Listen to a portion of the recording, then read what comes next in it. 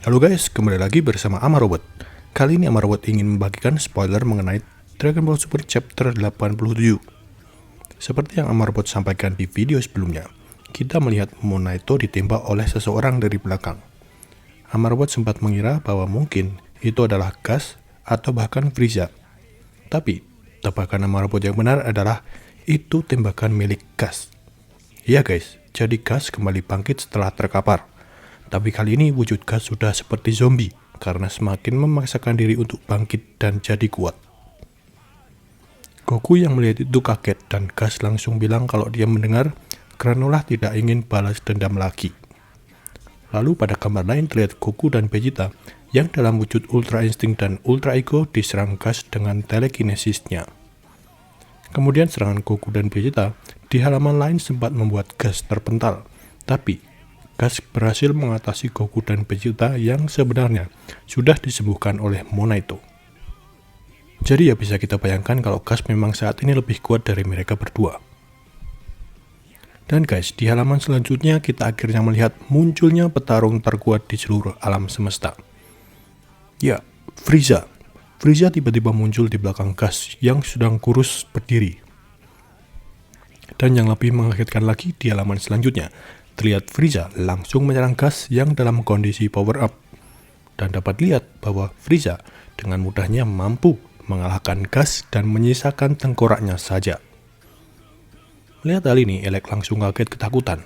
Tapi Frieza seolah mengejek Elec dengan bertanya, "Elec, apa yang bisa kubantu untukmu?" Dan tiba-tiba Frieza muncul di depan muka Elec, lalu bilang bahwa sejak 40 tahun lalu, dia sudah tahu rencana licik Elec. Tapi dia diam dan membiarkannya, karena dia tahu Elec adalah yang terlemah dari semua anggota The Hitter. Kemudian dengan mudahnya, Frieza membunuh Elec dengan sekali serang. Di halaman lain terlihat yang nampaknya Vegeta terkejut dengan kejadian ini dan bilang bahwa Gas sudah jadi nomor 1 di alam semesta ini, dan harusnya Gas juga lebih kuat daripada Frieza. Tapi Frieza justru tertawa dan bilang dia sedang berada di dimensi lain selama ini dan baru muncul sekarang. Mungkin karena itu, Gas tidak mengungguli Frieza kali ini.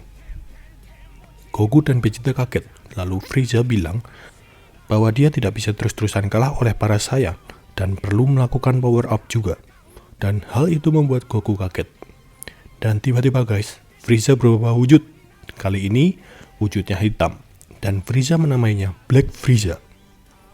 Kemudian Black Frieza langsung mengarah ke Goku dan Vegeta yang sudah dalam wujud Ultra Instinct dan Ultra Ego. Dan dapat dilihat bahwa Frieza dengan mudah mampu memukul telak mereka berdua di perutnya. Tampaknya Goku dan Vegeta di sini kalah dengan mudah oleh Black Frieza. Tapi guys, nampaknya Frieza di sini tidak punya keinginan untuk membunuh Goku dan Vegeta. Sepertinya dia hanya ingin menunjukkan kekuatan barunya. Dan Frieza segera pergi meninggalkan planet Cereal. Tapi sebelum meninggalkan planet Cereal, dia mengajak Oil dan Maki untuk bersamanya kembali menjadi budaknya. Setelah Frieza pergi, kita melihat Granolah yang menolong Monaito. Tapi kaget karena tiba-tiba Monaito sembuh. Ternyata Whis datang ke planet Cereal dan mengagetkan Goku serta Vegeta.